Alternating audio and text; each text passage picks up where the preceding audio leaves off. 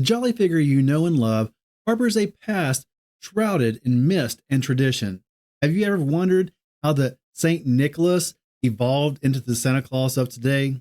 Well, I'm here to tell you that the picture that you hold of Santa Claus is incomplete, my friend. The truth about his history will shock your understanding of this season. In this teaching, we're pulling back the curtain on the history of Santa Claus. The truth behind this jolly icon will surprise you, challenge what you've always believed, and open your eyes to a history far deeper than a red suit and reindeer. This teaching uncovers the real journey of how Santa became the figure that we know today. So stay with us because the history is more powerful than the myth. Keep watching because your holiday worldview is about to level up.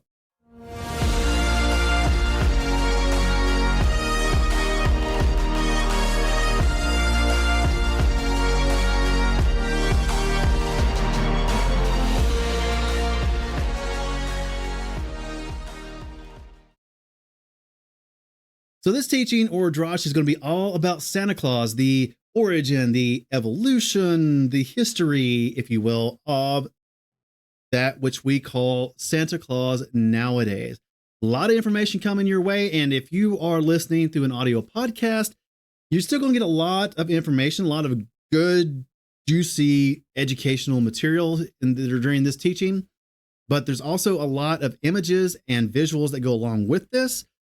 So it's better this time if you watch on video, but you still get a lot of great stuff if you're listening through the audio podcast version anyways. Now, if you would like to get more information than what you receive in this particular audio teaching or video teaching, you can always go to our website at godhonesttruth.com, click on the article post for this particular episode, and there you'll be able to find the on-demand video. You'll be able to find the drash slides that you see coming up on your screen here. You'll also be able to find the notes that we took for this particular episode and the transcript if it so helps you. It's all right there on one convenient page on godhonesttruth.com. But if you want it even easier, you can go down below in the description and we provided a convenient link there.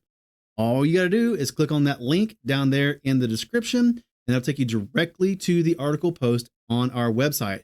And that should be down there whether you're watching on a video platform or an audio podcasting platform.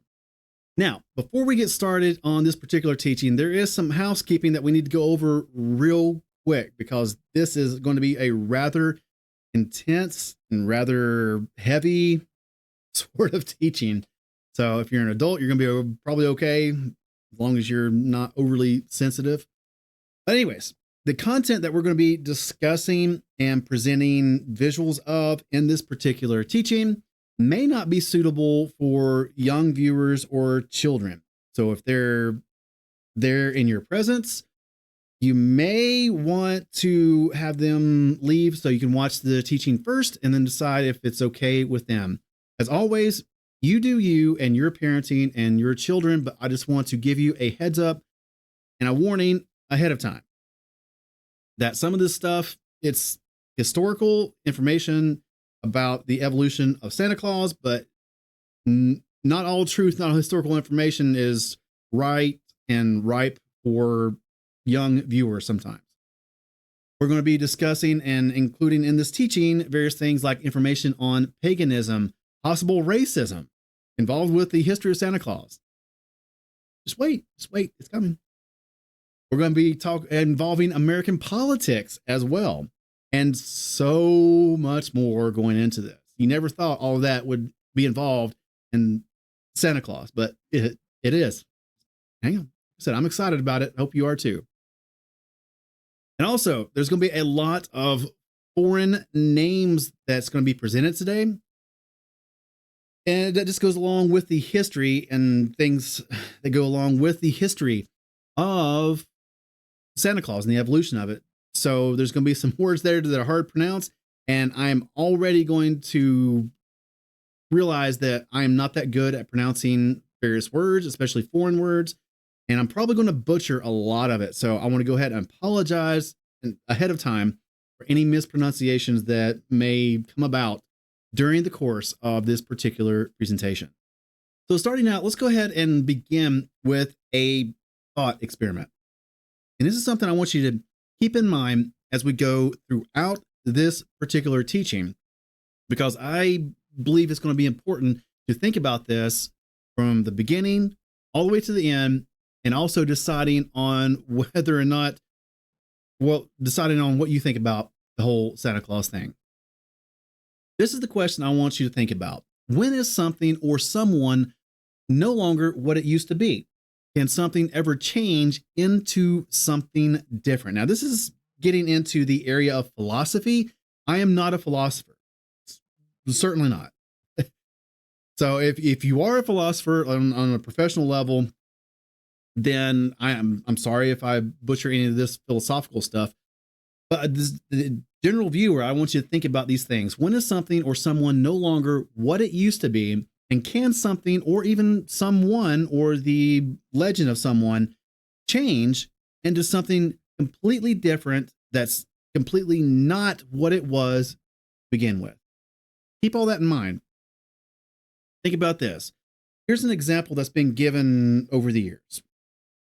Think about a ship, an old-timey wooden ship, that kind of ship, where it's made of poles and boards and nails and things like that.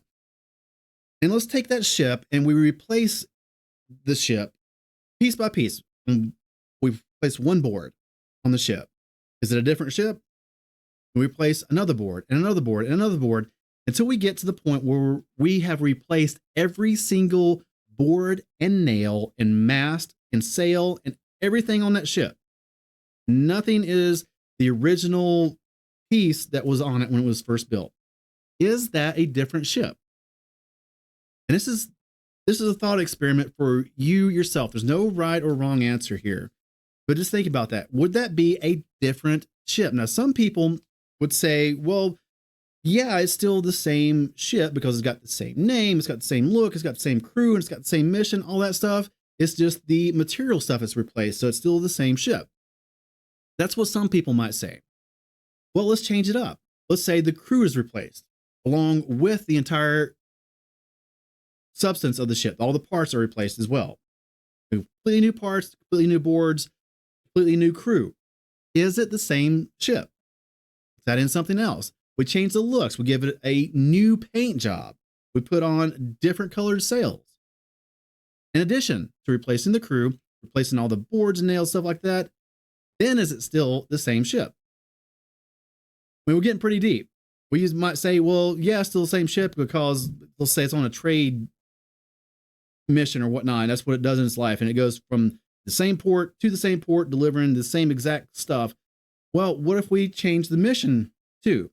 I mean, at what point does it, in your opinion, and this is all just for you in your mind to think about those things, in your mind, in your opinion, at what point is that a different ship? What would it take for it to be a completely different ship than when that was first built? Another example is the example of water.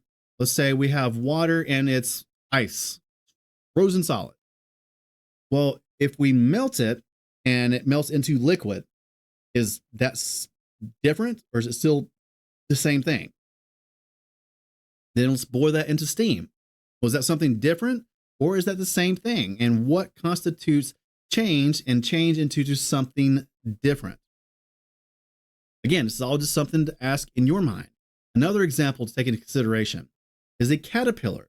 And once a caterpillar reaches a certain stage in its life, it cocoons itself in a chrysalis. Now, is that cocooned creature still a caterpillar? Or is it something different?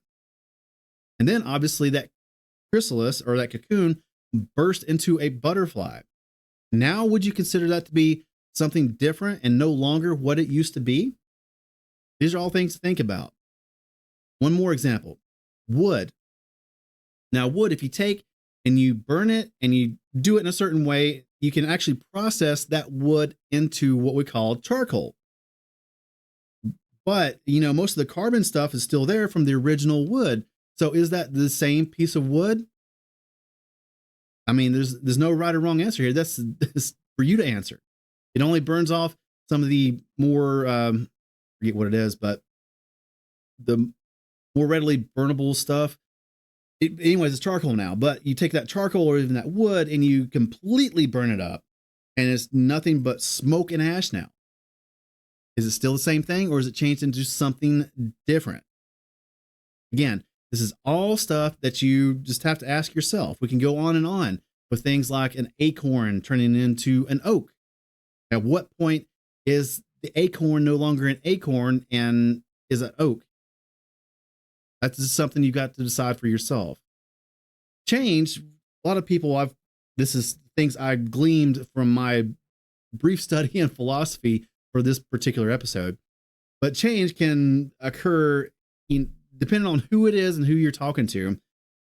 They're going to define change differently. But basically, change is either a change in the form and purpose or the function of something, or even someone in this particular case. The change could be a change in substance or matter, like the boards on the ship. Or the change could be a change in image. And you could change the image, and that completely changes it from being one thing to another thing. It just all depends on you. If you would like to read up more on the philosophy behind change and things like this, you can read on some of those links there. And we've also got it on the notes at godhonesttruth.com. One thing I found very interesting is this whole concept of the Socrates paradox. And there they present the conundrum that you've got a pile of sand and you take away 1 grain of sand. Is it still a pile? What constitutes a pile? How many grains of sand do you have to take off before it's no longer a pile? Again, going back to the whole concept of change, and when does one thing change into another thing that's completely different than the original thing? And what even defines change? What is change? You can read on that too, but this gets all into the philosophy of change and things like that. And if something interests you, go check it out. But again, I'm not a philosopher. But the thing I want you to keep in mind throughout this entire presentation, this entire teaching, is that when does something or someone change into something completely different than the starting thing or the starting person? Keep that in mind, because we're going to be talking about, well, pretty much a person for the most part. So in your mind, what would constitute a change where it's no longer the original person, but someone completely and absolutely different? So last week we talked about Nicholas of Myra, better known as Saint Nicholas. Once again, just for clarification, we here at God Honest Truth, and me personally, obviously, do not subscribe to the whole concept of saints in heaven. We do not hold to the doctrine that people go to heaven when they die right now. The people only go to heaven after the resurrection. During the interim, both the righteous and the unrighteous are unconscious. They're in Sheol, in the earth, and tombs and stuff like that. They're not in heaven. Only Yeshua is in heaven, because he ascended into heaven due to him being perfect and spotless, sinless, and was ascended and was exalted by Yahweh the Father. So we do not hold to the concept or doctrine of saints like the Catholics or the Orthodox do, or things like that.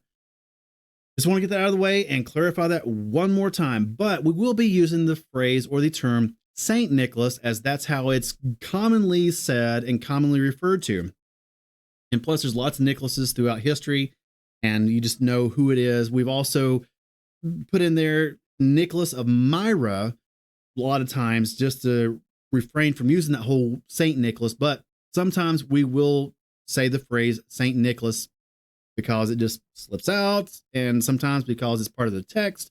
But anyways, just want to clarify, you know what we're talking about now and why we do what we do when it comes to Nicholas of Myra or Saint Nicholas. Anyways, last week we talked about Saint Nicholas or Nicholas of Myra, and we went over who that was, the actual real historical person. But just to recap and start off this particular teaching, since most people or a lot of people associate Santa Claus with Saint Nicholas, or they at the very least say that he was the origin of the whole Santa Claus mythos. Nicholas of Myra was born around 270 of the Common Era, or 270 AD.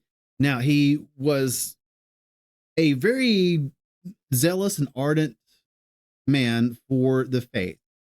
We know that he was there and alive and bishop during the time of the Diocletian persecution. He was there during the time when Constantine came to power and issued the Edict of Milan, granting religious freedom to lots of people, but especially Christians. That's who were mostly focused on this teaching and in this ministry. So he was there for the Edict of Milan in 313. He was there during the time of the Council of Nicaea in 325, when the Roman Catholic Church got its start. But as we learned last time, we do not know for certain whether or not he was actually at the Council of Nicaea. And in most likelihood, he wasn't even there. With that being said, there's a myth going around that Nicholas actually slapped or punched Arius, but that's a lie. That's just legend. So don't believe it. It's not funny, but it didn't actually happen. However, he was alive during the time of the Council of Nicaea, and then he died about 343 CE or 343 AD. Now, why are we specifically pointing out these dates? Well, number one, to go on and show you that the first information that we get about Nicholas of Myra doesn't come about until about 400 CE, and then only a very small amount of information. That's probably some of the most reliable information that we have, and the vast majority of the things that are said about Nicholas of Myra come from writings that are hundreds of years later. In fact, it's not until the 700s that we get most of the information that gets passed around about Nicholas of Myra, the whole things that he did, the miracles he did, and stuff like that, like the saving of the 3 boys that were cut up by a butcher and brined, and he brought back to life and put them back together like a jigsaw puzzle or something like that. When he saved the 3 daughters from prostitution, when he saved the 3 innocent people from being killed when they were mistaken for other people. And yes, I'm intentionally pointing out these specific stories because the number 3 is often involved with the legends about Nicholas of Myra. Keep that in mind because it's going to come into play later on. Put that down in your notes. If you don't have notes, you're going to need them this time. Get a pen, get a piece of paper, and write this stuff down so you can refer back to it later on in the drosh. Remember, number 3 associated with a lot of the legends of Nicholas of Myra.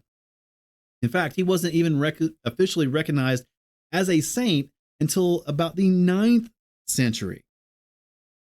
Keep all that in mind, too. And this just is a little bit of information about Nicholas of Myra. Here are some images of Nicholas of Myra. This is important for this particular teaching as well. There in the, if you're watching on video anyways, on the left, you got just a portrait of Nicholas, a drawing, which most people have probably seen before. In the middle is an image of him saving the 3 innocent people from being killed, their heads chopped off, or whatnot, grabbing the sword himself to prevent the execution. And there on the right is just another portrait. A couple of things to point out here and to take notice of is that the picture on the right is probably going to be one of the most accurate things. Number one, it's because it is, well, it doesn't have a halo. It doesn't have the sun disk behind him. And the sun disk didn't actually come into Christian artwork until about the middle of the 4th century. And he was already dead by that point. So the use of the halo or the use of the sun disk was not brought into Christianity yet during the time of Nicholas of Myra. Also, notice that there's no mitre and there's no fish hat on his head like he's presented most times, or at least in later depictions of him. And this mitre or that fish hat is something that didn't come into play until about the 10th century. So these are more accurate in that respect as well. Also, notice the color scheme and the beard and the hair and the head and stuff like that, this is all stuff that makes up the actual, or we think of as the actual historical figure or person of Nicholas of Myra. Now, not only in the Roman Catholic Church is he venerated and respected, but also in the Orthodox, and here is Russian Nicholas of Myra, usually pretty angry in the Russian depictions. I don't know why. Anyways, here is these are the images of the Russian version of the icons of Nicholas of Myra. Here you can see it's a little bit different. He's got a hat on in the left picture there, and it's not a mitre, it's not a fish hat, but it's still a hat that's different from the other ones we saw. And there on the right is another Russian image of Nicholas of Myra, and he's got the sun disk behind him, which is, like we discussed earlier, something that was not in place yet during the time of Nicholas of Myra's life. As we move forward, after Nicholas dies, the Roman Empire went through some changes, and so did Christianity. Obviously, with the Edict of Milan, when religious freedom was granted to Christians and they weren't persecuted anymore, they were able to go and spread out a lot more and a lot faster than they had before. And so they went and they spread out as far as they could. Some reports have the apostles or certain apostles like Timothy going all the way to India. They went all the way up into Ireland. Think of Patrick. They went up into Britain and France and Spain and all over Europe and down into Africa and et cetera, et cetera, et cetera, right? It's spread out all over the place. Now, for the purposes of our study tonight, we're going to be focusing on where it spread up into a little country called the Netherlands. And as it spread across Europe and across the world, Christianity took its various doctrines and teachings and quote unquote saints with them. One of the saints, obviously, they took with them, or the story they took with them of this particular saint, is Nicholas of Myra. And as this story of Nicholas of Myra went to other countries, other regions, other peoples, unfortunately, it got mixed in with a lot of other stories and customs and things like that. Across Europe, this whole concept of St. Nicholas is referred to by different things. Now, once we covered way back when in our episode a couple weeks ago on birthdays, that it was common practice back in the day or during those days not to celebrate the birthdays of someone, as in the birthday when they were physically born the first time, but rather they celebrated the anniversary of a martyr's death or a particular prominent figure, the anniversary of their death. The same was done with Nicholas of Myra. Legend has it, or it's come down to us, that Nicholas of Myra died on the 6th, keep that in mind, the 6th of December. His day, or his saint day, when he was finally recognized and put up as a saint, his saint day was December 6th. But as the story went across Europe and across the world, these different names, these different customs came across, and he's called different things in different parts of the world. And for instance, in Italy and Bari, remember we talked about Bari last time, but in Italy he's known as San Nicola. In Spain, San Nicolas. Again, I'm going to butcher the pronunciation, so I apologize for this. In Serbia, he's called Nikoljan, and their particular feast day for St. Nicholas now is December 19th. Why is it December 19th? Because the calendar changed. And when he died, it was the 6th of December on the Julian calendar. So they tried to hold to that same thing once the calendar changed, which somehow became December 19th. And that gives me a headache trying to think about this calendar stuff a lot of times, but that's pretty much the gist of it. Anyways, various things across cultures and across the world and stuff like that, various names that they call St. Nicholas by, and there's various customs that go along with the feast day or the celebration of quote unquote St. Nicholas. For instance, in certain parts of the world, they this is pretty much a theme that goes along with the whole St. Nicholas thing, that if kids are told if they're good, they'll get something good on St. Nicholas Day, or even now the Christmas Day. But if they're bad, then it can be various things. It's like the good things they receive can vary depending on what part of the world you're in, and the bad things they receive can vary depending on what part of the world they're in. During a study on this, there are certain cultures, they tell them that if they're good, then St. Nicholas will bring you good things, but if you're bad, then the children are told they will be beaten. Other parts, the children are told they will be abducted by St. Nicholas and his helpers. We'll get into that in just a minute. They'll be abducted by St. Nicholas and his helpers and be taken away for a year and then returned after a year, and then they'll be good boys. Good boys and girls. I don't know what exactly happens during the interim, but they're supposed to be corrected when they come back. Another thing, or another part of the world, they tell children that if they're bad, they will be giving switching rods, or rods for their parents to switch them with and discipline them with. There's various variations to the whole St. Nicholas thing, and the veneration or the celebration of this particular Catholic saint. And going back to the whole veneration of saints, this is something that caused an uproar during the Protestant Reformation. Now, once the Protestants got going and the 95 Theses was stapled up and things went to a schism for yet again, the Protestants did not like the whole idea of saints, the veneration of saints, stuff like that, and for good reason. We won't get into all that, but just say we agree with their rejection of the veneration of saints. Anyways, they tried to do away with this whole St. Nicholas thing, and they got rid of most of the saints and most of the veneration of saints, but this whole St. Nicholas thing kind of stuck around. It was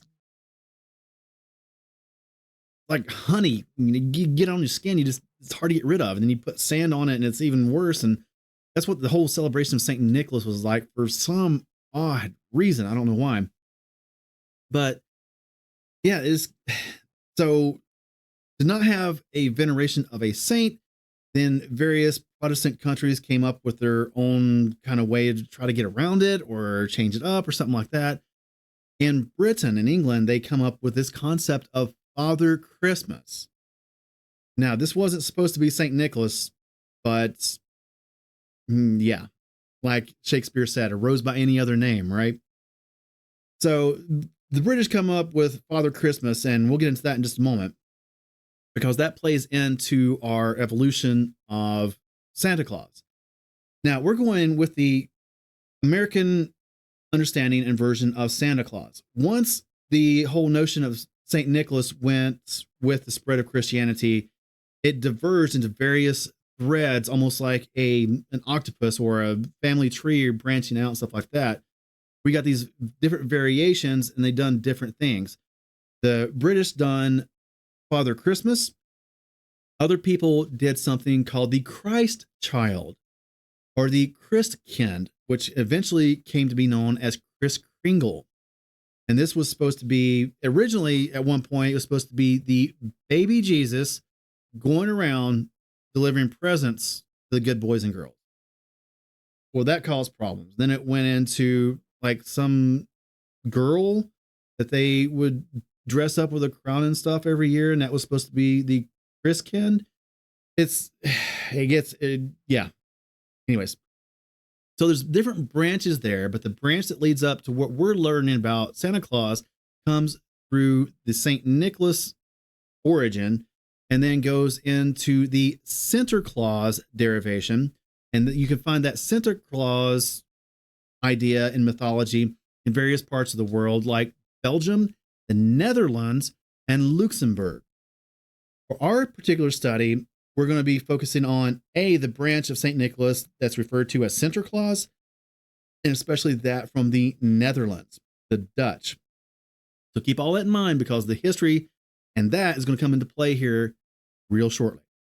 Anyways, talking about Father Christmas, let's talk about that real quick. Here are some images of Father Christmas. Here on the left, you've got Father Christmas about to disperse something good to this child sitting there, supposedly an orphan or homeless or something like that. Now, check this out. On the top center, that is Father Christmas, but he's holding or wearing a crown or a hat made out of evergreen. Now, if you remember our dendrolatry episode in this series, evergreens are not biblical, and the use of trees and shrubs in religious practice is forbidden. It's horrid. It's something that only pagans have done. Go back and check that out for more information. But anyways, he's wearing that evergreen crown or hat, and on his back is a log, a piece of wood, right? Right, but it's a specific log. It's a Yule log. Father Christmas is carrying a Yule log. Then down there on the bottom is another image of Father Christmas. Take note of his hat. This is, like I said, the visual is going to be important here, as well as the audible information that you get through your ears. So this hat here, you can see how it's tall and pointy, and it's got a little bit of a wide brim. Remember, the image that we saw of St. Nicholas or Nicholas and Myra, they would not have been wearing hats back during that time that he lived, the historical person lived. And so this is a change in image here. So keep that in mind. But here in the bottom center there, you got that hat. It's a little bit more wide brimmed, and it's got that long, thin, coming to a point top on it. And then over there on the right is apparently a depiction of Father Christmas being awakened. And I didn't get really in depth on this research of Father Christmas, but apparently Father Christmas slept until a certain point, and then he was woken up at a certain point in the year, and I don't know. Anyways, that's a depiction of Father Christmas being woken up. And for a time, there was a separation between Santa Claus and Father Christmas. There were two different people. There were supposed to be two different people, two different mythos. One in Luxembourg, one in the Netherlands versus our study, and one in Britain. And they were two different things that were not the same thing. And here is an image depicting that such idea. Here on the left, you can see Santa Claus. This is the depiction of Santa Claus. And here he's actually got that mitre hat, and he's got that staff and whatnot. But right next to him, holding the bag of gifts, is Father Christmas. Look familiar? Well, it should. So for a time, there was both Santa Claus and Father Christmas. Nowadays, we know them or think of them as the same thing, but for a time they weren't, and still nowadays they're kind of separate, but not really. It all gets muddied, unfortunately. But it doesn't really matter. Well, I won't give you my opinion yet, but we'll just keep going through the information. Like I said, as this whole tradition or this mythos of St. Nicholas went throughout the world, it developed into various different things depending on which region or culture you went into. Now, I talked about the helpers, or mentioned the helpers real quick a little bit earlier. And if the children were good, this is what people told their children in these various regions, that if they were good, they would get something good from Santa Claus. And if they were bad, then something bad would be given to them, or something bad would be done to them. And usually it was by Santa Claus's helpers. One of the helpers that Santa Claus had, depending on which part of the world you were in, is called the Krampus. No joke. I am not even kidding. And this is a AI image that I done. I'll admit that there's an AI image just to show the depiction here. But the story goes that if you were good, then Santa Claus would bring you something good. And if you were bad, then the Krampus would come for you.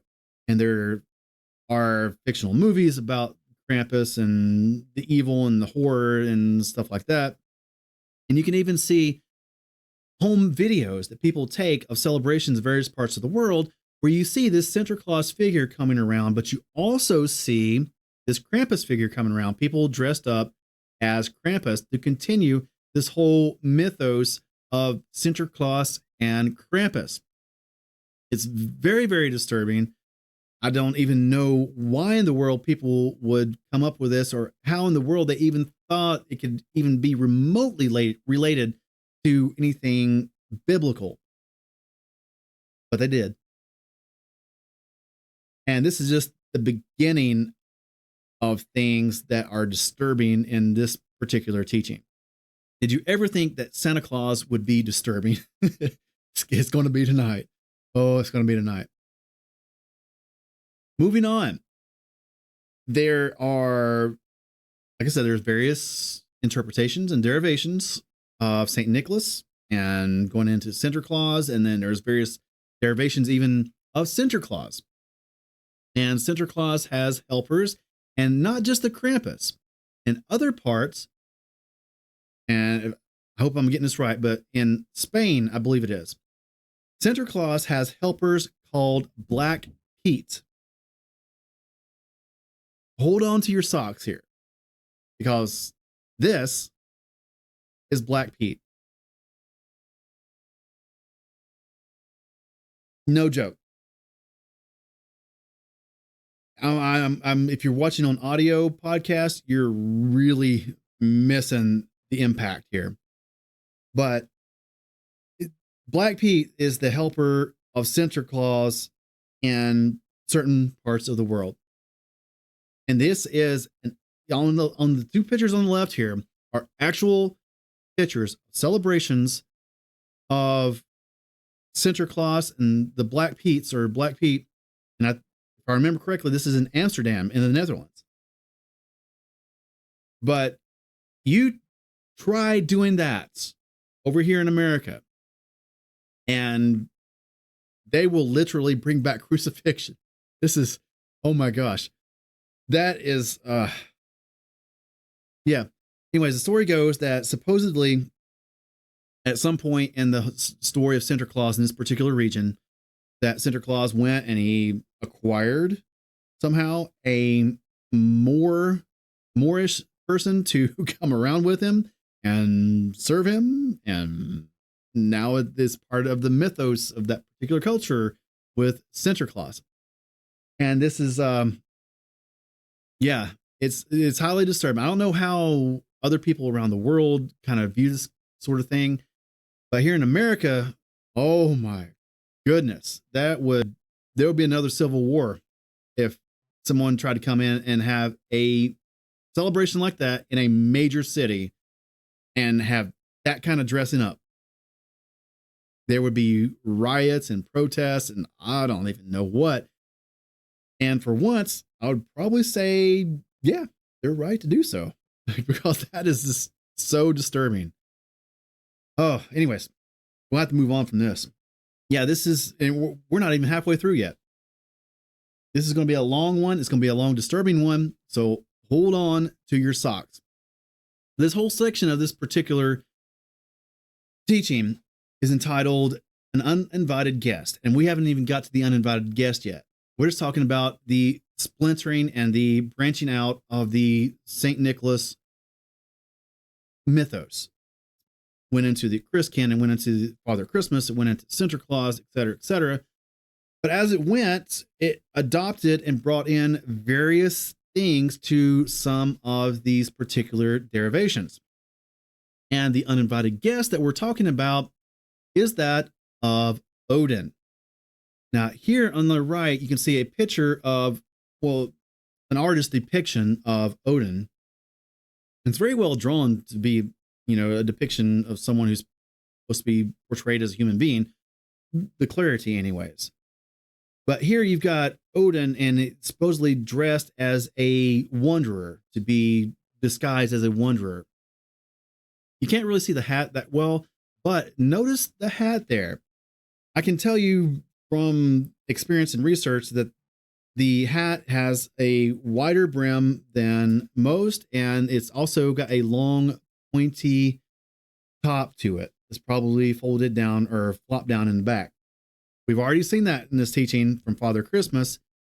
Keep that in mind. Anyways, talking about this whole uninvited guest, and we're discussing Odin now. This comes from the myths of the Norsemen from the Eddas and Sagas. It's a 2009 publication talking about various Nordic mythology tales. Excuse me. Talks about various Nordic mythology tales and the paganism and gods associated with the Nords and Vikings and whatnot. Anyways, it says, quote, "The northern skalds or poets whose songs are preserved in the Eddas and Sagas declared that in the beginning, when there was as yet no earth, nor sea, nor air, when darkness rested over all, there existed a powerful being called Allfather, whom they dimly conceived as uncreated as well as unseen, and that whatever he willed came to pass. Odin, Wotan, or Woden was the highest and holiest god of the northern races. He was the all-pervading spirit of the universe, the personification of air." Keep that in mind. On one occasion, Odin had disguised himself as a wanderer. The contest of wit immediately began, and Vafthrudnir questioning his guest concerning the horses which carried day and night across the sky. End quote. So keep that in mind. He is according to Nordic mythology, the personification of air. And this particular story is talking about various horses and carrying things across the sky. In this particular case, carrying day and night across the sky. That's just a little bit going on. From the Magic of Yule from the warriorlodge.com.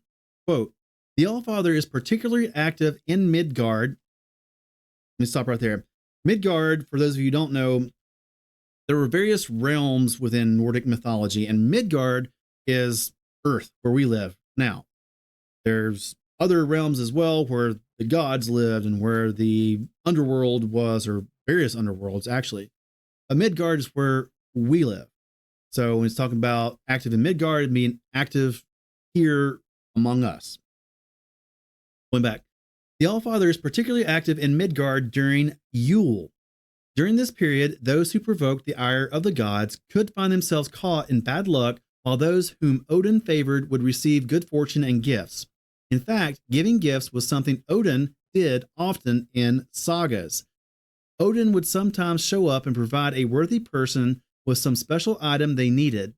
The name of two of Santa's reindeer are Donner and Blitzen, and these translate to thunder and lightning, a callback to Odin's son Thor. Lastly, one of Odin's most popular titles is Allfather. He is also called Yulfather, translating to Yulefather. End quote. So when the ancient Brits up there in England come up with this idea of, what was it, Father Christmas or Christmas Father, where do you think they kind of got that from? You think maybe there was something kind of whispering in their ear, or something they were used to already, or whatnot? It kind of makes sense to me, because there was a bunch of Germanic, Celtic, Nordic influence on that entire region, on both the Netherlands and on Britain, or Britannia as it was once called. So yeah, Odin being called Yulefather and the Brits having Father Christmas, that is at the very least a coincidence. We'll put it that way. Moving on to some more coincidences with Odin. Again, from the myths of the Norsemen from the Eddas and Sagas. Quote, "Odin as wind god was pictured as rushing through midair on his 8-footed steed called Sleipnir or Sleipnir." End quote. This is very interesting. This is the only 8-footed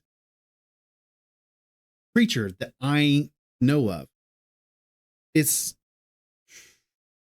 Keep that in mind, the number 8. You probably already figured it out already, but keep that in mind, the number 8. And also the number 3, as we went before.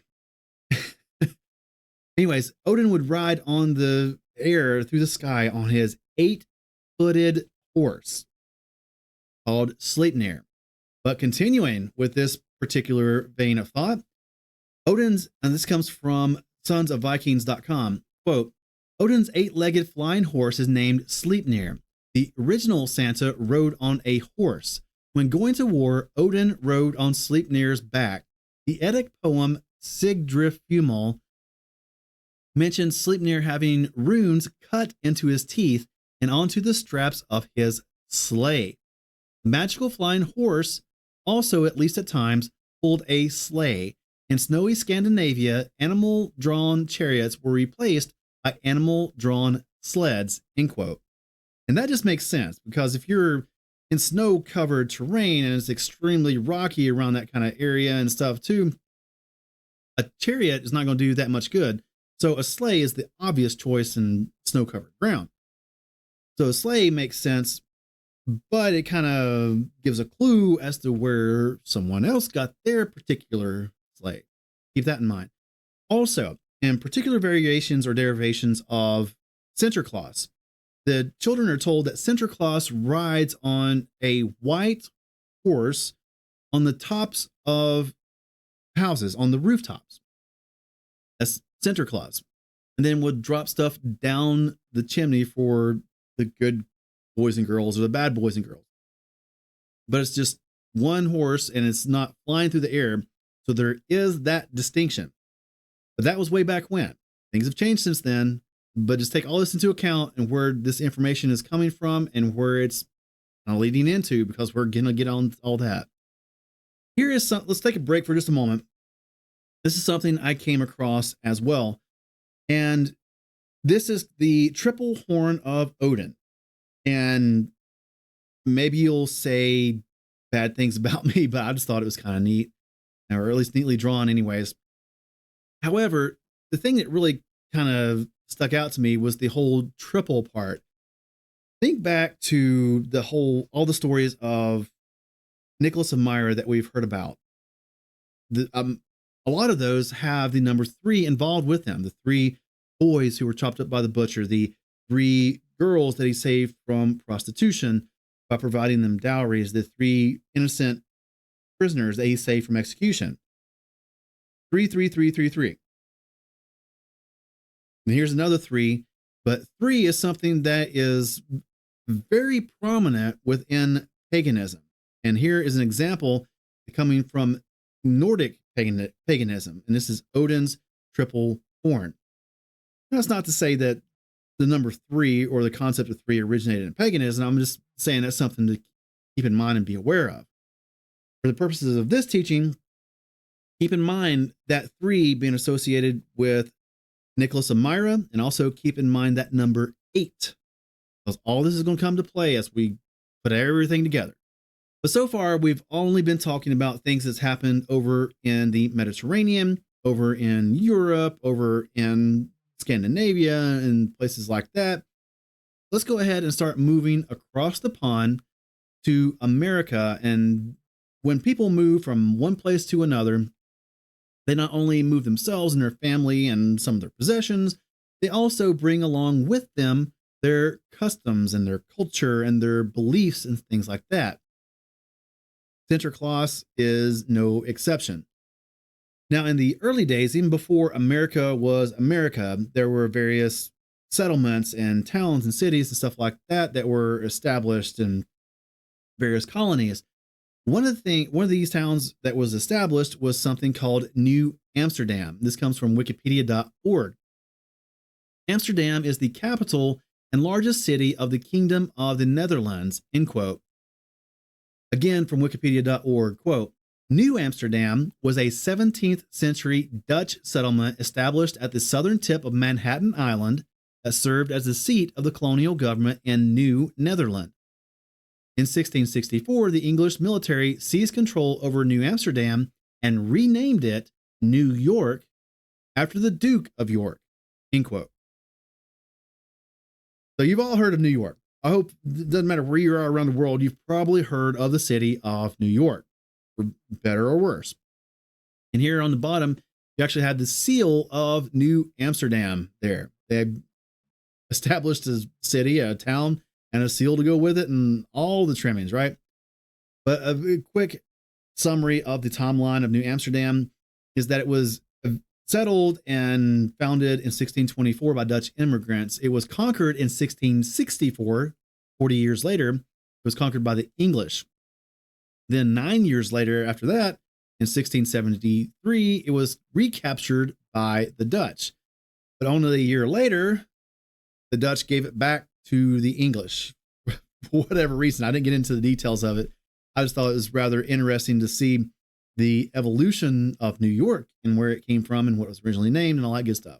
But New York is going to be important, or it's going to be it's going to play into our historical information about our study this evening. But anyways, so far we haven't really got into the name or the attributes or the look of the image, stuff like that, of what we know of as Santa Claus. We talked about Sinterklaas. We've talked about St. Nicholas. We've talked about the Christkind. We talked about Krampus and Black Pete and et cetera, et cetera. But we haven't really said anything about the actual name or word of Santa Claus. Now, Sinterklaas, the derivation of St. Nicholas from the Netherlands, Sinterklaas actually means St. Nicholas. That's where Sinterklaas comes from. It's the whole phrase St. Nicholas, where the whole phrase Santa Claus comes from Sinterklaas. That's as far as the name part of it goes anyways. And the first mention that we can get, or that I've been able to find, comes from a publication in 1821. This comes from wikipedia.org, quote. And this is a poem or a publication that is published for children. This is the first mention of the name Santa Claus, but it's all one word and it's spelled differently than we spell it today. You can look at the notes on our website or watch the video or the slides here to get the exact spelling. That's really different than the way we normally know it. Anyways, from wikipedia.org, quote, Old Santa Claus with Much Delight is an anonymous illustrated children's poem published in New York in 1821. It is the first publication to mention and illustrate Santa Claus's reindeer and his sleigh, as well as being the first to describe his arrival on Christmas Eve. The accompanying illustrations are the earliest published artistic depictions of a Santa Claus figure. The accompanying engravings are the earliest images of a Santa figure. They show Santa Claus dressed in a red outfit and are the first reference to his being dressed in that color. Santa Claus brings presents only for good children, and in the first illustration, they are explicitly called rewards. Naughty children receive a long black birchen rod whose use for parental punishment is endorsed as a command of God, end quote. And so here you see some images of that particular publication. And that publication was a poem entitled Old Santa Claus with Much Delight. And it was intended for children and published in 1821. And here are the pictures that were published along with it. And there's more that goes along with it, but these are the two most relevant, I think, for our particular study this evening. But there on that top picture, you've got this Santa Claus character. He is riding in a sleigh. He's got a whip and he's got one reindeer. Again, it's just one reindeer at this point. And you can see, look at the hat. It's almost like one of those big, tall British soldier hats, almost. Big, tall, furry, round thing. And it's not anything like we're used to, but that's the first mention and pretty much the first imagery we see of this particular character named Santa Claus. It's not the Santa Claus we know today, Santa Claus. There in the bottom picture, you get a better look at the hat, but instead of the red, he actually has a green upper garment on. And it looks to be furry, like the furry we're used to on Santa Claus. But anyways, it's green. But anyway, this is the first real depiction of Santa Claus and the color red that we see in the whole Santa Claus mythos. but it's not done yet. This is the very earliest stages, very earliest images of what would come down to us as Santa Claus. Going on, we get to a guy named Clement Moore Clark. And this comes from wikipedia.org. Quote, Clement Clark Moore was an American writer, scholar, and real estate developer. He is best known as author of the Christmas poem, A Visit from St. Nicholas, which first named each of Santa Claus's reindeer. A Visit from St. Nicholas, which later became widely known by its opening line, "'Twas the Night Before Christmas," was first published anonymously in 1823. Moore publicly claimed authorship in 1837. Moore was born on July 15, 1779, in New York City. As first published in the Sentinel, the names of Santa's last two reindeer in the poem were Dunder and Bliksem. Donder is the correct Dutch word for thunder, and the phrase was used by multiple English and American authors with a variety of different spellings in the late 1700s and early 1800s, end quote. And I found this very, very interesting, personally, anyways, because Clement Clark Moore is talking about A Visit from St. Nicholas, a poem that he came up with referencing Saint Nicholas. Now, was Moore a Catholic? Nope. Was he an Eastern Orthodox, like in Russia, or Greek Orthodox and whatnot? Someone that does all these saints? Nope. In fact, what I could find out, his father, Benjamin Moore, the famous painter? No, no, I'm just joking. I don't think this Benjamin Moore was a painter. Anyways, Clement Clark Moore, his father was Benjamin Moore. And Benjamin Moore was trained and ordained as a bishop and a priest in the Anglican Church. For those of you who don't know, the Anglican Church is the state church of Britain. When Britain went Protestant, they didn't go with Calvinism or Lutheranism or anything like that. They sure didn't want to be Catholic anymore, so they renamed, came up with another denomination, and is referred to as Anglicanism. And there's a lot of King Henry goes in that story too. Anyways, I'll get off of that. But anyways, Anglican is the official state church of England. And that's what Benjamin Moore was a bishop and priest of. Clement Clark Moore was also a member of the Anglican Church in America. And the Anglican Church in America is called the Episcopal Church. So Clement Clark Moore, who wrote about Saint Nicholas, was Episcopalian, which I found to be rather contradictory from a strict standpoint anyways. If you know any Protestants nowadays, Baptist, Methodist, stuff like that celebrate Christmas and Santa Claus, they're also celebrating and venerating a saint in particular, or maybe not. That's some question to keep in mind, remember? But going on, this poem, The Visit from St. Nicholas, or The Night Before Christmas, as it's more commonly known. Here is the text of that I'm putting up on the screen right now, but I'm not going to read the whole thing because it's long, and it's already going to be long enough. We're already an hour into the drosh itself.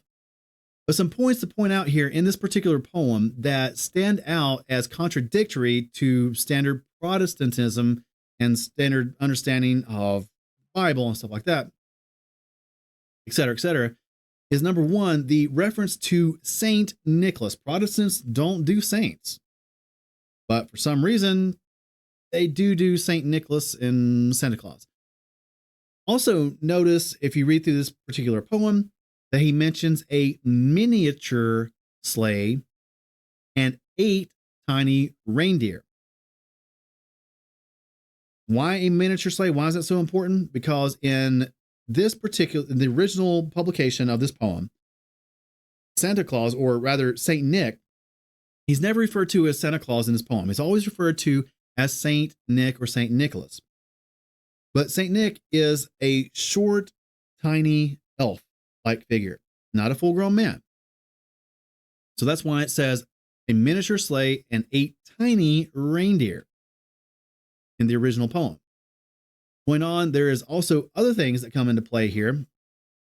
We mentioned Donder and Blitzen earlier, and that is reference to the Dutch words for thunder and lightning, a reference to Thor, the son of Odin. Some other things that were, or some other reindeer that were named inappropriately, in my opinion, were Comet, and well, not really Comet, but Cupid, because Cupid is a pagan god, and Vixen. Vixen, if for those of you who don't know, is a word that means spirited or fierce woman, a shrew, or a woman who is sexually attractive and seductive and leads men astray. That would be Vixen, the name of one of the reindeer in Moore's poem, "'Twas the Night Before Christmas." But anyways, it continuously refers to this particular character as Saint Nicholas, not anything else. He also says that this particular character is dressed all in fur and tarnished with ashes and soot. This is the color description of the character in this particular poem, is black. Not red, not green, not white, nothing else. He's tarnished with ashes and soot, which would be a black color, and he's dressed all in fur. Then we go on, and we see in this particular poem that this character is smoking a pipe, a tobacco pipe. And it also shows that the smoke, it encircled his head like a wreath. And this is supposed to be a children's poem. I mean, I guess it was more accepted back in the day than it is now, but you can get some of the, I don't know, what would you call it? Anyways, it wouldn't be accepted nowadays in a children's poem, talking about the main character smoking or whatnot. And then down below that, we have this particular character referenced as a chubby and plump old elf. Again, going back to that small miniature sleigh and the tiny reindeer, and now the character is portrayed as an elf, something small and tiny. Think about this as well. In the Bible, where does it talk about elves? Anyways, the poem ends up with this character, St. Nicholas, and this particular elf, whatnot, flying away, and he's exclaiming to everyone, "Happy Christmas to all, and to all a good night." That's how the poem ends up. Now, this I take as something he's saying in a loud voice, which is actually contradictory to what we know of nowadays, because nowadays Santa Claus is supposed to be all stealth-like, right? Much more so than even the SEAL teams. He's supposed to be all stealth-like. You don't know he comes and you don't hear him or anything like that. But this character in the original "'Twas the Night Before Christmas" poem is saying in a loud voice and waking everybody up, or where everybody can hear him as he flies through the air. It's just, it stands in contrast to what we know of nowadays as Santa Claus. But this poem in particular is referred to as one of the most well-known poems and verses in all of American literature. I'd say they're about right, because this, even if you don't celebrate Christmas, you know what the Night Before Christmas poem is all about, and probably what most of the words are. You've heard it over and over and over again. But this particular poem really established a lot of the attributes and the things that we know about our concept of Santa Claus, and it really stuck around. And it's the first time we hear about 8 reindeer. Now, some things to keep in mind. Number 1, why is there 8? Number 2, why are they reindeer? Number 3, why is there a sleigh? The reason I ask these particular questions is that this is all supposed to be coming from the origin of Nicholas of Myra. Nicholas of Myra, if you remember from last episode, Myra is in the southern part of what is nowadays Turkey. Nicholas of Myra was Greek. He was over in that Mediterranean region where it's warm. It's not snow covered. They don't need sleighs in Greece. They don't need sleighs in Turkey. So why would this supposed Saint Nicholas, a Greek, need a northern animal to pull a northern mode of transportation? If it's all supposed to be Saint Nicholas and all coming from this whole Nicholas of Myra thing. Again, at this point, has it changed from one person to another where it's completely two different people at this point? That's something you got to ask yourself, and only you can answer for yourself. Moving on, we're not done yet. We haven't even got into the American politics yet, and we're about to get into that. This is going to be all so good. Whew. Santa Claus, or the whole mythos of Santa Claus, continues to develop. Now, in 1823, when this poem came out, which was Not Before Christmas, Christmas wasn't really celebrated in America. In fact, for a while there in the colonies, especially in Boston, we've got evidence that in Boston, especially, that Christmas was actually outlawed. You could be fined and punished for celebrating Christmas in particular colonies and parts of America before 1823 anyways. So it really wasn't celebrated throughout history. In fact, here in America, it's less than 200 years old, only maybe 150 years old. In 1823, it certainly wasn't really celebrated except by a minor few. It wasn't this big, widespread celebration like we know of nowadays. So in 1823, even though Moore wrote this poem about St. Nicholas and mentioned Christmas, stuff like that, it wasn't widespread. Not everyone believed or celebrated Christmas at that point. However, when Santa Claus and Christmas really got its start and traction as being a celebration here in America was during the War of Northern Aggression, otherwise known as the Civil War. And let me introduce a new person, or new historical figure to you, and his name is Thomas Nast. And here's a little bit of information about Thomas Nast from wikipedia.org. Quote, Thomas Nast was a German-born American caricaturist and editorial cartoonist, often considered to be the father of the American cartoon. Nast was born in military barracks in Landau, Bavaria, Germany. Nast was the last child of Apollonia and Joseph Thomas Nast. In 1846, Joseph left Landau. He sent his wife and children to New York City, where they arrived in June 1846, and at the end of his enlistment in 1850, he joined them there.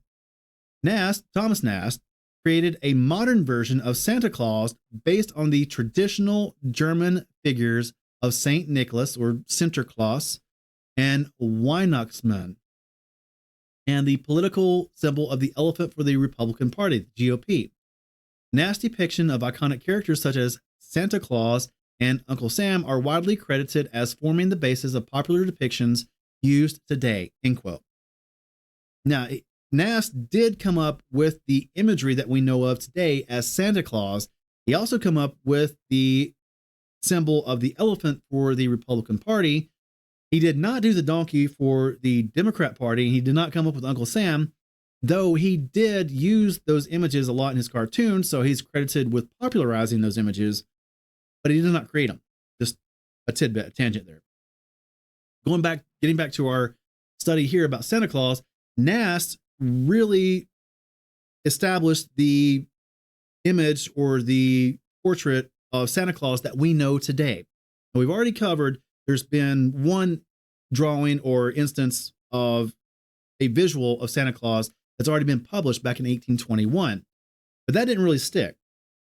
The image we got today comes from Thomas Nast, and it comes from a political cartoon that he did in favor of the North and against the South.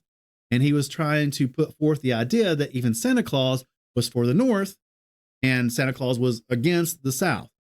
Here in this particular cartoon, you see it's all black and white, so we don't really know the colors that he was intending, but we can kind of guess.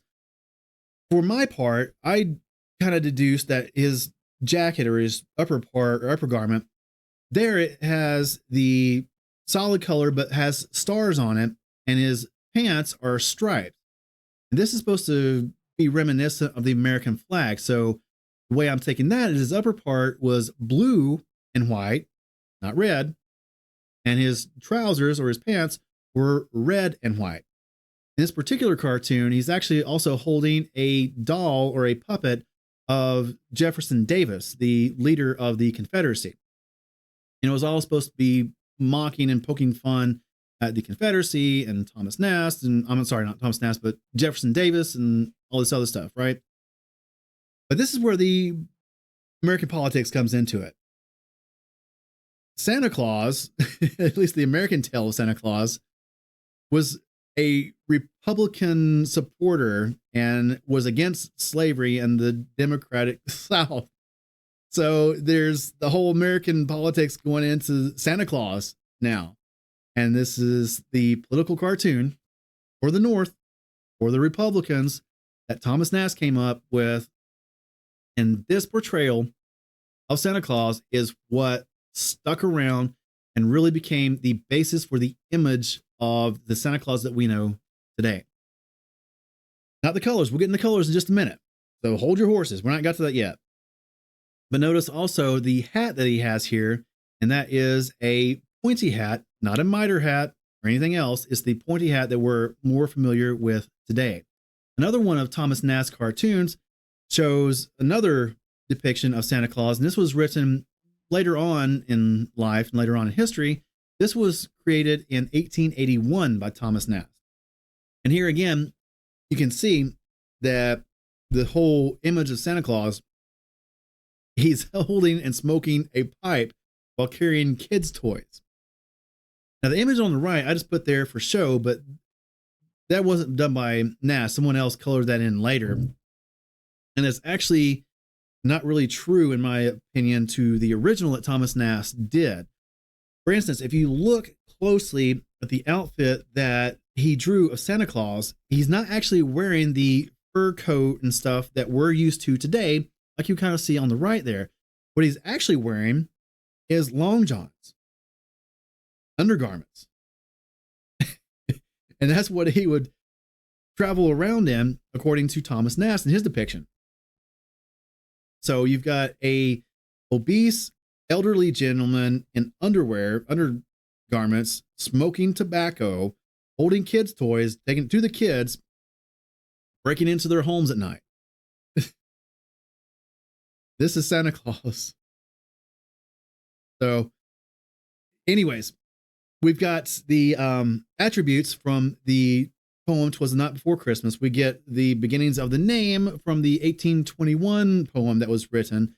We've got the imagery, or at least the basic outline and parts of the image from Thomas Nast.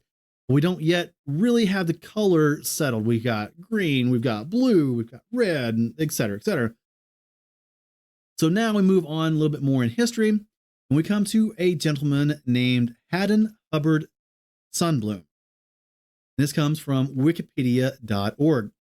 Quote, Haddon Hubbard Sonny Sunbloom was an American artist of Swedish and Finnish descent and best known for the images of Santa Claus he created for the Coca-Cola Company. Sunbloom was born in Muskegon, Michigan, to a Swedish-speaking family. His father came from the farm Norgards in the village of Sundboda in Foglo Islands, now Finland, while his mother, Karen Anderson, was from Sweden. Sunbloom is best remembered for his advertising work, specifically the Santa Claus advertisement. It was he who depicted Santa Claus in a red suit when he painted for the Coca-Cola Company. Sunbloom's Claus firmly established the larger-than-life grandfatherly Claus as a key figure in American Christmas imagery, end quote. And that really stuck. And it's what's come down to us today. That's what we know of as the colors of Santa Claus. Continuing on, the article continues, quote, according to the Coca-Cola Company, for inspiration, Sunbloom turned to Clement Clark Moore's 1823 poem, A Visit from St. Nicholas. Moore's description of St. Nick led to an image of Santa that was warm, friendly, pleasantly plump, and human. Sundblom painted portraits of Santa that helped to create the modern image of Santa, an interpretation that today lives on in the minds of people of all ages all over the world. Sundblom's family most likely also got Christmas greetings sent from Sweden and Finland alone. The cards in Sweden and Swedish-speaking Finland had motifs painted by Jenny Nystrom of a friendly and charming Jultom Santa dressed in red and white. End quote. So we're just about to the end of the evolution of Santa as we know here in America. We got the name that first appears about 1821. We got the attributes in 1823 in the poem "'Twas the Night Before Christmas." We get the basic image and what he looks like from black and white drawings by Thomas Nast, a political cartoonist during the Civil War. And we get the colors from a advertising creator for a Coca-Cola company. And that's where we get the red and white from. And just to clarify things, Coca-Cola did not invent Santa Claus. That was already around before Coca-Cola came up with all this advertising stuff. But they did establish and solidify the colors of Santa Claus. Important distinction. They didn't come up with Santa Claus, but they established the colors for Santa Claus. And that's pretty much how it all comes down to us today. It continues to evolve and change, but that's pretty much the majority of what we know and understand about Santa Claus today.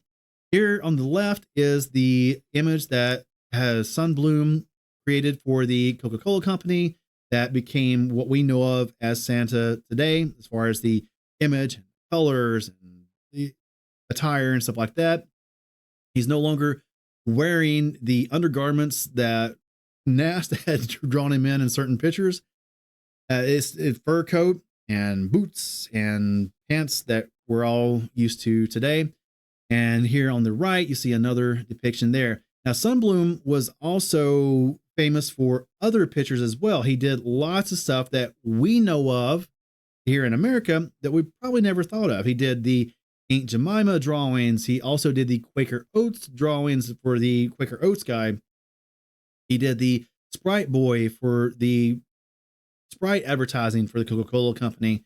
And one that particularly hits home for me is the recruiting poster for the Marines, or a recruiting poster for the Marines that you can see here on the left. And it's actually very iconic, and it's, it stands out, and it's remembered all throughout history. It's something that's going to stand the test of time because everyone knows it and it's instantly recognizable. We've seen it before, but that was a drawing by Sundblom, the same guy who created the image of Santa Claus that we know today. But that is the origin, the history, and the evolution comes down to us as the Santa Claus that we know and think of here in America. And it's actually went back across the pond, and Santa Clauses went back to Europe and Britain and places like that, and is actually replaced and moved out the Santa Claus traditions and understandings of some particular areas as well. So it's still going on. It's still continuing to migrate and mutate and evolve. Even today, it's still not finalized. But let's start winding down, start wrapping up, and let's start thinking real quick about all the things we know of as Santa Claus and the history and evolution, stuff like that. And let's think for ourselves. And there's a whole bunch more that could have went into this. When I developed this whole series of episodes about Christmas, used to just do one episode, and you couldn't get all the information in about Christmas in one episode. So I broke it down into various parts, including Santa Claus. And I thought Santa Claus could be something that should be able to take up its own episode. Well, it's already almost an hour and a half on just the drosh, and we haven't even got to everything that could be said about this whole history. We could have got into the whole Christkin. We could have got into the whole study and more information about Norse and pagan mythology that got moved in. We could have gotten into more information about Santa Claus and Father Christmas. So there could be a whole series just on the history of Santa Claus. But from the information we know that we put forth in this particular teaching, they come down from the vein that came down from St. Nicholas to Santa Claus to Santa Claus, et cetera, that we know here in America. So let's think about all that information and the questions that was posed to us at the very beginning. How much can someone or something change before we're speaking about a different person? And why even the need for a change if it's supposed to be the same guy? And what I'm referencing here is what we know of as Santa Claus today and the historical figure of Nicholas of Myra. Is Santa Claus Saint Nicholas? Is Santa Claus Nicholas of Myra? After everything we've learned, after the whole history and all the changes and all the adaptations and all the additions that were put into the mythos, are we still talking about the same guy? And if not, can we accurately refer to Santa Claus as Saint Nick? Something to think about. And also, like I said earlier, why even the need for a change if it's supposed to be the same guy? If you're one of those proponents for the whole Santa Claus mythos, you say, well, it's just, based on Nicholas or Saint Nicholas, and that's what it is. Why do we need to change anything about the historical figure and what he did into what we have now? Why the need for a change? And that's if you still think it's the same guy, same thing. There's no need for a change in other saints. We never changed Valentine into Cupid or Cupid Claus or whatever. It's still Valentine, still Saint Valentine, if you're Catholic. And should we really venerate or worship saints to begin with? This is the whole Protestant question that was back at the Protestant Reformation. In my opinion, no, but you decide for yourself. And if you say no, that we should not venerate or worship saints, then why go along with this whole Santa Claus thing? Because as a lot of people put, it's just Saint Nicholas, and the Saint Nicholas tradition is still a veneration of a saint. Something else to think about. Like I said earlier, there was no mitre in the 4th century. There's also no sun disk or halo during the time of Nicholas of Myra. So keep that in mind as we talk about the image that has changed from Nicholas of Myra to the Santa Claus that we got today. If things have changed and the mitre and stuff was brought in to Catholicism, sometimes known as Christianity, but the mitre was brought in and was put on all the saints, and you even see Santa Claus depicted with a mitre. You see certain portraits and stained glass of Saint Nicholas wearing a mitre. So why doesn't Santa have a mitre hat? Why has he got the floppy furry hat that we usually see him with? Again, if you're one of the proponents for Santa Claus being just Saint Nicholas, then why does he have the mitre hat like the Catholics portray Saint Nicholas wearing nowadays? The whole derivation of Santa Claus does. So why not Santa Claus? These are all questions for you to answer yourself in your own mind and something to think about. And possibly even propose to other people that you meet and talk to. If Santa, it really is supposed to be Saint Nicholas and not something completely different. Again, for the sake of conversation, we're assuming you're going with the idea that he's the same guy. If they're not something completely different, then one could also tell their kids that they can visit the bones of Santa Claus in Bari, Italy.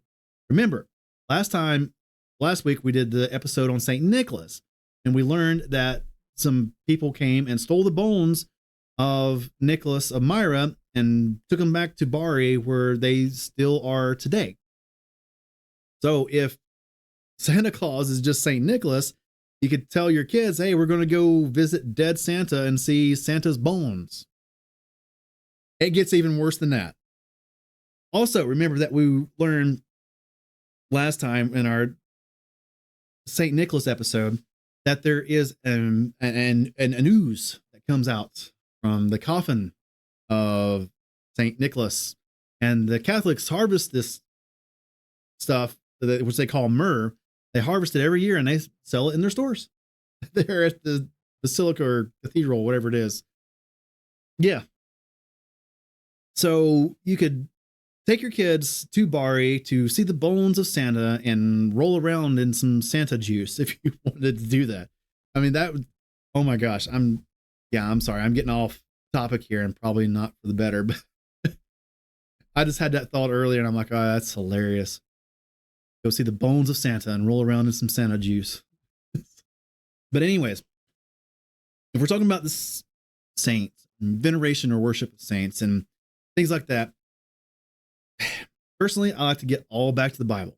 And the Bible has some very strong and strict observances and regulations when it comes to dead bodies. Now, apply this to your thinking as well when you're thinking about the collection of the ooze that comes from the coffin of St. Nicholas. We read in Numbers chapter 19, verses 11 through 13. He who touches the dead of any human being is unclean for 7 days. He is to cleanse himself with the water on the 3rd day, and on the 7th day he is clean. But if he does not cleanse himself on the 3rd day, then on the 7th day he is not clean. Anyone who touches the dead of a human being and does not cleanse himself defiles the dwelling place of Yahweh, and that being shall be cut off from Israel. He is unclean. The water for uncleanness was not sprinkled on him. His uncleanness is still upon him. Also from Numbers chapter 19, verse 16. Anyone in the open field who touches someone slain by a sword or who has died, or a bone of a man, or a burial site, is unclean for 7 days. This is not good. This is a whole hygiene part of the regulations of Scripture, and it's important. God knows what he's doing. Yahweh created the earth and everything in the universe. He knows what's good for us, and he says, do not touch the dead stuff. And we know nowadays from germ theory and all that, and bacteria and microscopes, that, you could get really sick or even die from decomposing bodies. So that's why we don't do it. But they didn't know back then. He was just told by the Creator, don't do this.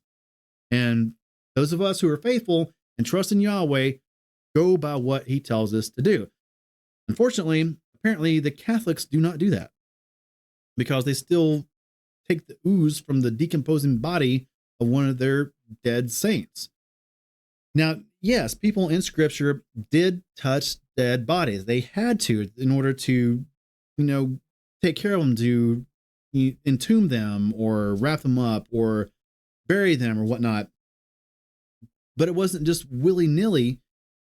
They understood that they were unclean and should not be touching anyone else or anything holy or going to the temple or stuff like that for a set period of time. This is totally disregarded by what we're talking about here with Nicholas of Myra when they take the ooze from Nicholas's decomposing body after hundreds of years even, and they have it in the church. That is, the whole place is unclean according to Scripture, and anyone who buys it, takes it home with them, uses it, puts it on themselves, they're unclean and continuously unclean. And it's this complete disregard for Scripture in this aspect. So keep all that in mind as we think about this whole thing, St. Nicholas, Nicholas of Myra, and Santa Claus. Moving on, some more to think about. We're not even close to being done yet. Well, we are close, but we got a few more things to go through. Anyways, those of you who know about Protestants or who are Protestant knows that we're not supposed to venerate, worship, celebrate, or seek the intercession of quote unquote saints. We look at Revelation chapter 19, verse 10. And I fell at his feet to worship him, but he said to me, see, do not do it. I am your fellow servant and of your brothers who possess the witness of Yeshua. Worship Elohim. For the witness of Yeshua is the spirit of prophecy. Now, just a little caveat here in case you don't understand this. In the Middle East, we went over this in our worship episode during our Godhead series. But in the Middle East, and especially the Semitic cultures like the Hebrews and the Arabs and the Persians, especially, they would bend down and they would bow themselves or kneel in front of someone that was superior in rank or a higher social status or someone they wanted to show respect to, or stuff like that.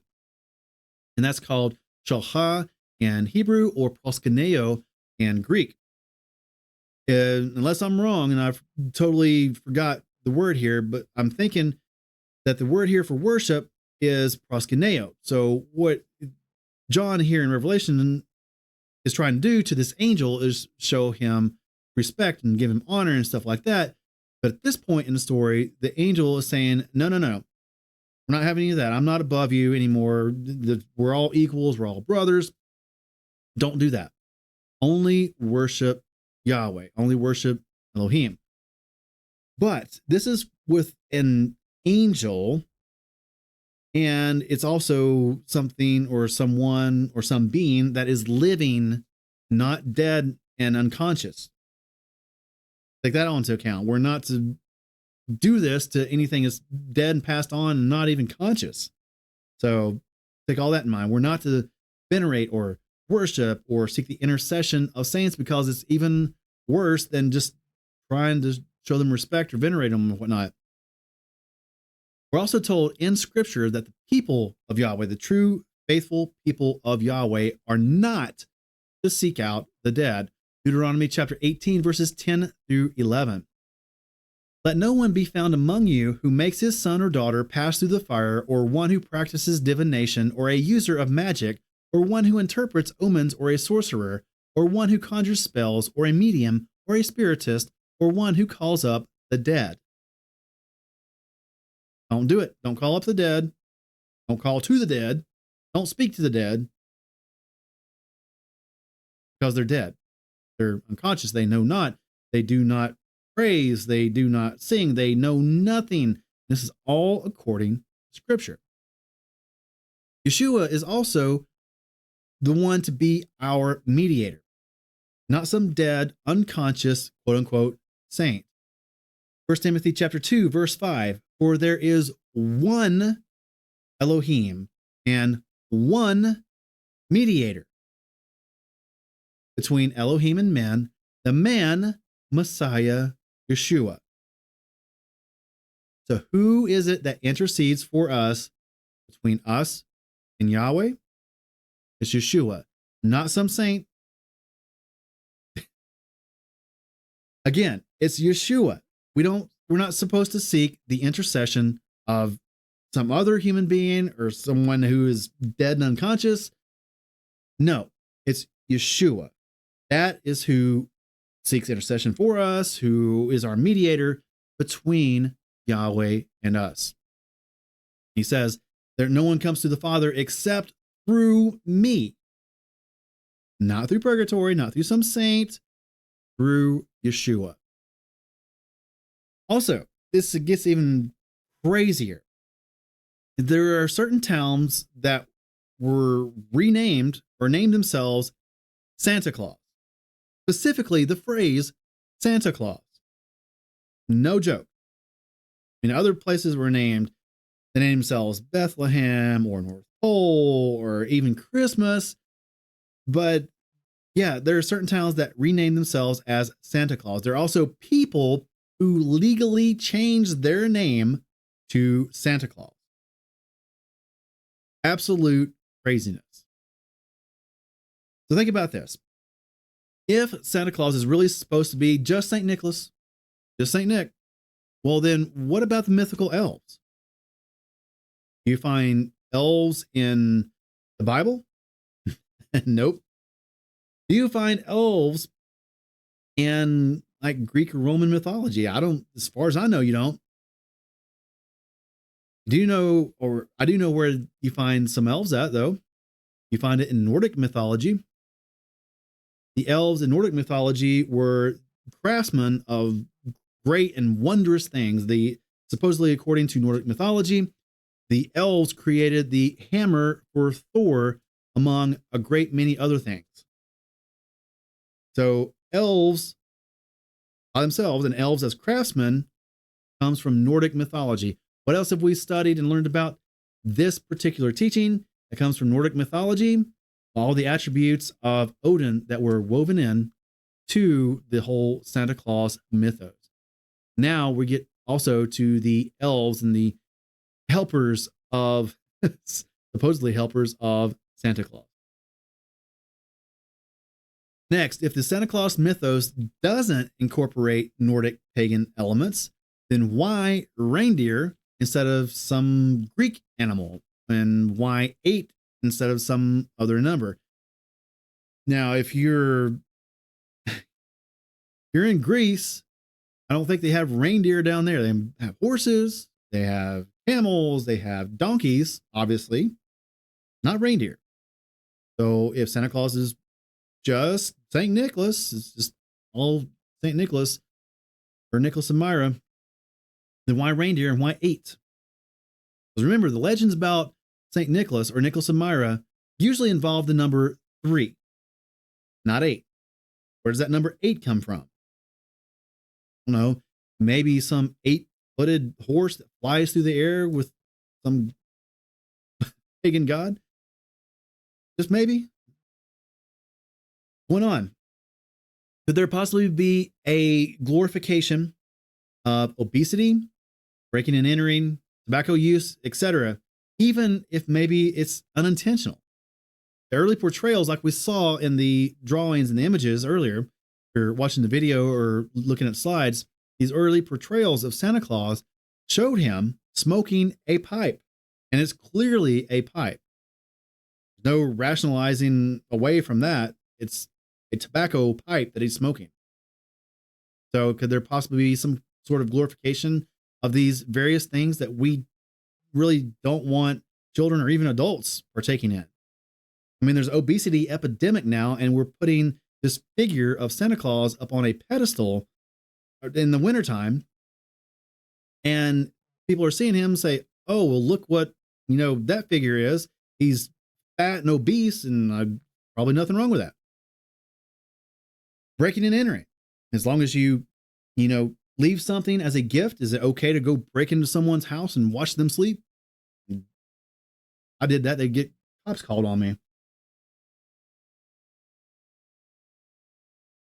Going on, when the heart, the will, and the spirit take on an entirely new nature, then we witness something profound, the same vessel, but a new creation within. This is just in general, when it comes to the concept or the subject of Santa Claus and Nicholas and Myra. This is just my opinion and the way I answered the questions from earlier. But in my opinion, Santa Claus is not the same thing as Nicholas and Myra. In fact, I feel sorry for the historical figure Nicholas and Myra, because he was zealous and ardent for the faith. He would have been opposed to paganism, and he probably really would have come up and smacked somebody if he was brought forward in time and shown what kind of thing he was made into nowadays. Now, I think the historical figure Nicholas of Myra and Santa Claus, and even Sinterklaas for that matter, are different ideas. They're different functions. They're different people insofar as you can call a fairy tale a person. I think they're all different. And that's just my opinion. Like we asked at the start, can something ever change into something different? And when is something or someone no longer what it used to be? Again, those are questions that you answer for yourself. I gave you my take on it, my opinion, but you answer those for yourself and answer for your own self whether Nicholas and Myra, quote unquote, Saint Nicholas, is the same thing as Santa Claus. So in summary, let's wrap this up. It's already long enough. Nicholas of Myra was a bishop who lived at the end of the 3rd century and beginning of the 4th century.